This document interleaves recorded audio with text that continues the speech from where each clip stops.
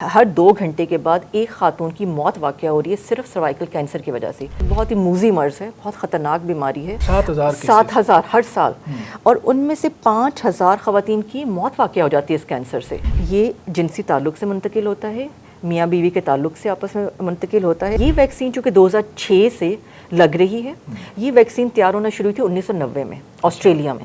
اس کے بعد یہ آہستہ آہستہ مختلف مراحل سے گزری اور فائنلی 2006 میں امریکہ میں اس کو اپروول ملی فار میس ڈسٹریبیوشن. لڑکی کو, کسی خاتون کو اگر یہ ڈر ہے یا احتیاطاً بالکل کہ وہ اپنا ٹیسٹ کرا سکتی ہیں کہ میں کہیں, بالکل ہر 3 سال کے بعد اپنے ڈاکٹر کے پاس جائیں, پیپ سمیئر کا ٹیسٹ کرائیں, اس میں ارلی چینجز ڈیٹیکٹ ہوتی ہیں, کینسر بننے سے پہلے کی چینجز آ جاتی ہیں, اس پہ وہیں ٹریٹمنٹ ہو جاتی ہے. کینسر سے بچاؤ کے لیے ایک ویکسین کا بڑا چرچا ہے. سوشل میڈیا پہ دھڑا دھڑ لوگ اپنے تبصرے کر رہے ہیں اور ویڈیوز شیئر کر رہے ہیں. بہت سارا فیک ڈاٹا جو ہے وہ سوشل میڈیا پہ وائرل ہو رہا ہے.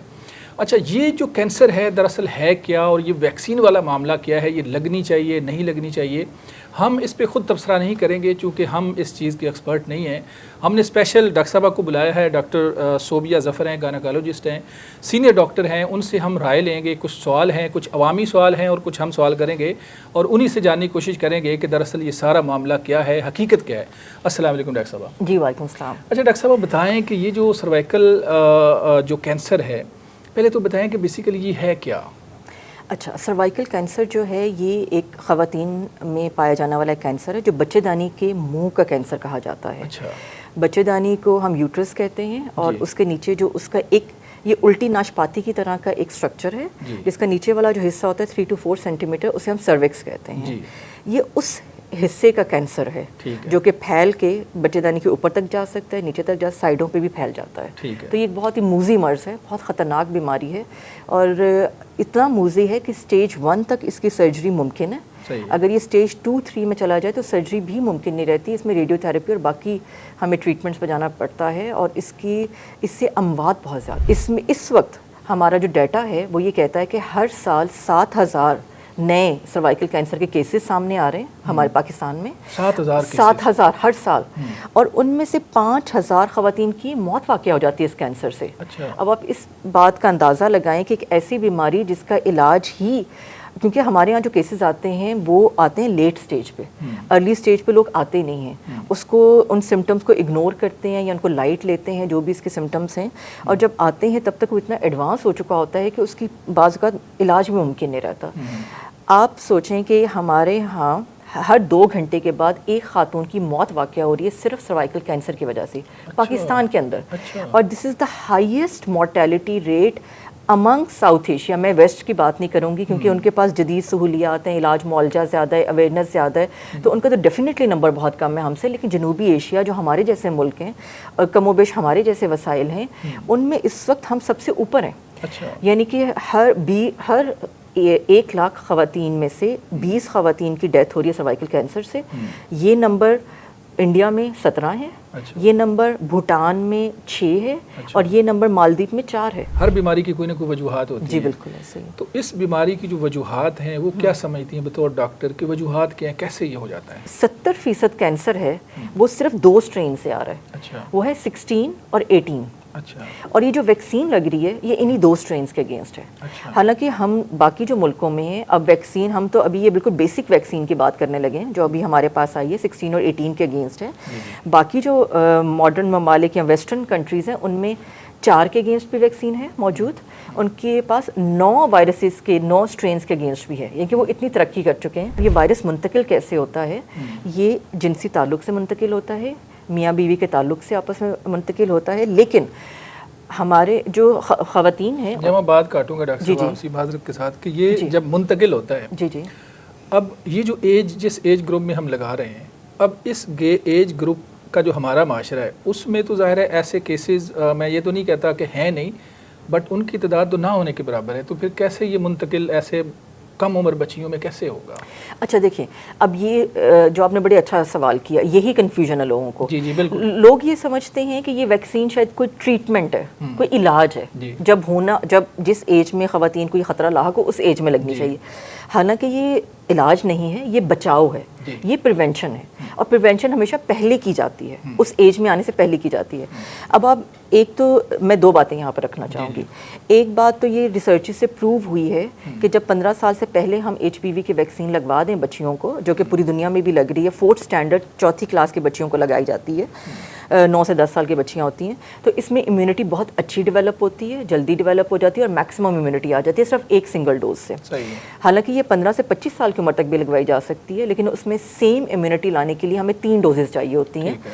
ٹھیک ہے، ایک تو بات یہ کہ ہمیں اس میں میکسیمم امیونٹی مل جائے گی، چاہے بچی کی شادی بعد میں ہو، جنسی تعلق بعد میں بھی قائم ہو. دوسری بات یہ ہے کہ آپ میری بات سے اتفاق کریں گے کہ ہم اگر اپنے اندرونی علاقوں کی بات کریں، اپنے ان علاقوں کے جو انڈر پریولیجڈ ہیں ان کی بات کریں، تو ان میں بہت ساری بچیوں کی شادیاں بہت ارلی ایج میں ہو جاتی ہیں. 12-13 سال کی عمر میں بچیوں کی شادی ہونا کوئی اچنبے کی بات نہیں ہے. اور آپ آئے روز یہ واقعات سنتے ہیں کہ ان کم عمر بچیوں کی سندھ میں، پنجاب میں حالانکہ قانون موجود ہے 16 سال کی عمر کا، 18 سال کی عمر کا، لیکن اس کی وائلیشنز ہر جگہ ہو رہی ہیں. اور 16 سال تو لیگلی بھی ایکسیپٹ کیا گیا ہے ہماری گورنمنٹ نے، لائک بہت سی حکومتیں جو صوبائی ہیں وہ 16 سال کو تو لیگل کرتی ہیں. تو ایک بچی کو 14 سال کی عمر میں ویکسین لگے گی تو اس کی امیونٹی 16 سال کی عمر تک وہ ہوگی نا کہ وہ اس سے اپنا بچاؤ کر سکے. بہت ساری اموات کو کرونا ویکسین کے ساتھ جوڑا جاتا ہے. بالکل ایسے ہی کہ چونکہ جن لوگوں نے کرونا وائرس کی ویکسین لگوائی، اب عام آدمی، میں نے کبھی سنا تو نہیں، کسی ڈاکٹر نے بھی کہا ہو کہ عام آدمی کہتا ہے لے جی ویکسین لگی تھی تو ہارٹ اٹیک ہو گیا، تو دیکھیں اب یہ اموات ہو رہی ہیں. اور اسی طرح اب ہماری بچیوں کی طرف تو کرونا کو اور اس ویکسین کو جو ملایا جا رہا ہے کہ وہ بھی ایک سازش تھی کہا جاتا ہے. تو اب یہ بھی کچھ اس طرح کی چیز ہے. ہاں جی، یہ اصل میں اس طرح سے ہے، کرونا ویکسین تو ایک نئی ویکسین تھی کیونکہ 2020 میں دنیا اس وبائی مرض کی لپیٹ میں آئی اور اس کے بعد ریسرچز ہوئی اور ویکسین بنی. ابھی اس کے اوپر اسٹڈیز جاری ہیں. اس کے جو شارٹ ٹرم کمپلیکیشنز پہ اسٹڈی ہو گئی تھی اس میں ایسا کچھ نہیں آیا تھا، لیکن لانگ ٹرم اسٹڈیز کے لیے ہمیں ویٹ کرنا پڑے گا ڈیٹا کا. اس کو میں آؤٹ رائٹلی ریجیکٹ نہیں کر سکتی کہ ایسا نہیں ہے یا ایسا ہے، کیونکہ ابھی اس پہ اسٹڈیز جاری ہیں. 5 سال کا 10 سال کا ڈیٹا آئے گا تو تب ہم اس پہ آتھینٹسٹی سے کچھ بات کر سکیں گے. لیکن یہ ویکسین چونکہ 2006 سے لگ رہی ہے، یہ ویکسین تیار ہونا شروع تھی 1990 میں آسٹریلیا میں. اس کے بعد یہ آہستہ آہستہ مختلف مراحل سے گزری اور فائنلی 2006 میں امریکہ میں اس کو اپروول ملی فار میس ڈسٹریبیوشن. اور تب سے اس کے بعد 2008 میں UAE میں، پھر اس کے بعد ملائیشیا میں، مسلم ممالک بھی اس میں آئے.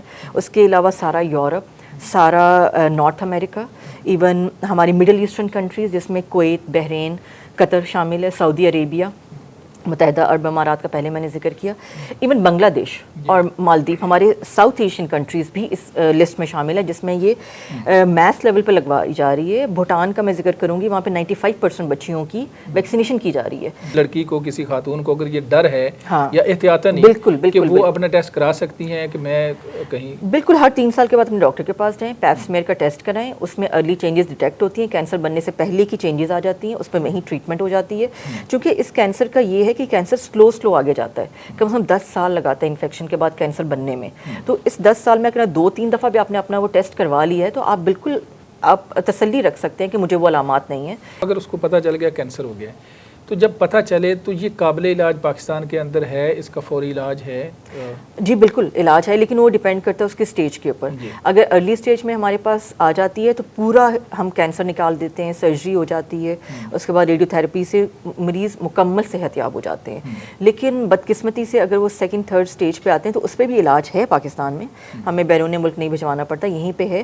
لیکن اس میں پھر اس کا ڈیپینڈ کرتا ہے کہ اسٹیج پہ چلا گیا، وہ مکمل ہو سکتا ہے علاج، نہیں ہو سکتا، کس حد تک ہو سکتا ہے، پھر اس کی اپنی کمپلیکیشن ہے. اس کا علاج بھی اتنا سادہ اور آسان نہیں ہے، ایک بہت زیادہ بڑی سرجری ہوتی ہے، ریڈیو تھراپی کے اپنے نقصانات ہوتے ہیں، پیشنٹ کو برداشت کرنی پڑتی ہے، وہ ساری تکلیف سے گزرنا پڑتا ہے. تو اس لیے بہت بہتر ہے کہ آپ اس سے پہلے ہی اس کے بچاؤ کے لیے اقدامات کر لیں. چلیں، بہت شکریہ ڈاکٹر صاحب، آپ نے ٹائم دیا. ناظرین، آپ نے سنا کہ سروائیکل کینسر کے حوالے سے جتنی بھی معلومات بیسک تھی، جو سوال سوشل میڈیا پہ آ رہے تھے، کچھ افواہیں گردش کر رہی تھی، اس سارے سوالوں کا ہم نے کوشش کی کہ ہم نے ڈاکٹر صوبیہ ظفر سے جاننے کی. ان کی رائے یقیناً بڑی مستند ہے اور معتبر ہے. انہوں نے ساری چیزوں کو کلیئر کر دیا کہ یہ ویکسین جو ہے یہ خطرہ نہیں ہے، بلکہ آپ کی بچیوں کی مستقبل میں جو ان کے لیے پرابلم پیدا ہو سکتی ہے اس کے لیے حفاظت ہے، بچاؤ ہے. تو بیماری آنے سے پہلے اگر ہم کچھ ایسا کر لیں کہ جس سے ہم بچ پائیں تو یقیناً یہ ہمارے لیے بہتر ہے.